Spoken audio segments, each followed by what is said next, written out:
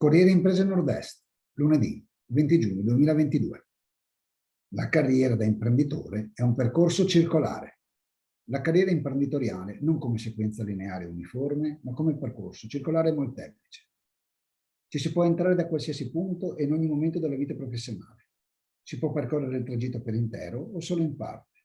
Lo si può ripetere una volta o in modo ricorrente. Se ne può uscire dove e quante volte si vuole, per poi rientrarci o starsene fuori per sempre. La governance aziendale come struttura di organi e processi che bilancia due obiettivi. Da una parte, assicurare a chi ha l'idea imprenditoriale di avere le risorse finanziarie e organizzative sufficienti per svolgere le attività. Dall'altra, favorire la riallocazione delle leve strategiche e direzionali tutte le volte che ciò risulta necessario, cioè quando il profilo delle persone che manovra queste leve non è più adeguato.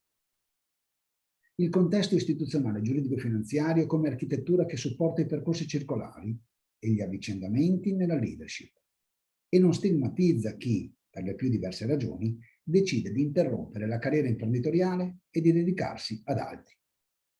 La consapevolezza che le figure di vertice che si sono occupate per molto tempo di qualcosa, magari con eccellenti risultati di business e di reputazione, possono avere una minore propensione a perseguire nuove opportunità, con il rischio di congelare le specializzazioni della propria impresa.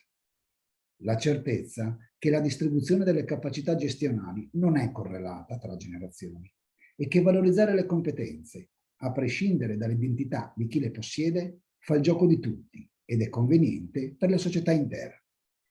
La presa d'atto che l'accelerazione della frequenza con cui si manifestano fenomeni nuovi, imprevisti e rilevanti per le imprese, dalla tecnologia alla geopolitica, può rendere obsolete alcune skill imprenditoriali e quindi richiedere più frequenti riallocazioni del potere direzionale, che in pratica vuol dire rinnovare in tutto o in parte le posizioni apicali. A parole, siamo tutti d'accordo che questi fattori sono necessari per sostenere nascita, sviluppo, crescita, competitività e continuità delle imprese.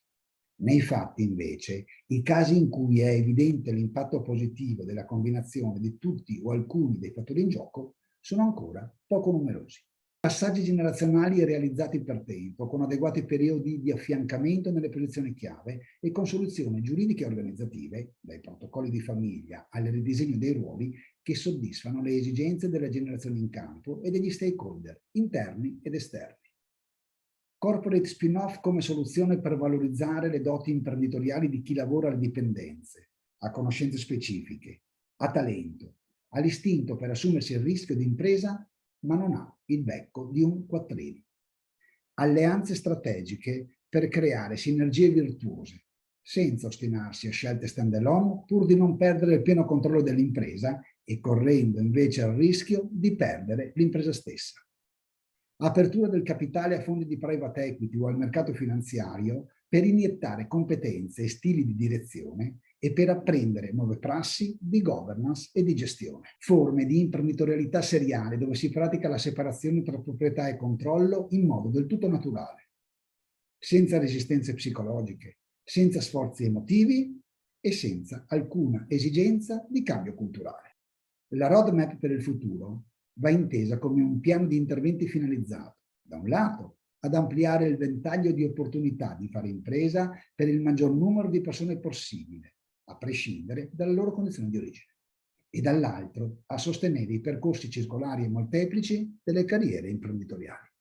Negli anni 70 del Novecento questo processo si è svolto alla garibaldina, spinto dal basso e dalla sana voglia di riscatto sociale e di realizzazione personale. Oggi questo stesso processo ha bisogno della regia di un'elite coraggiosa, responsabile e inclusiva.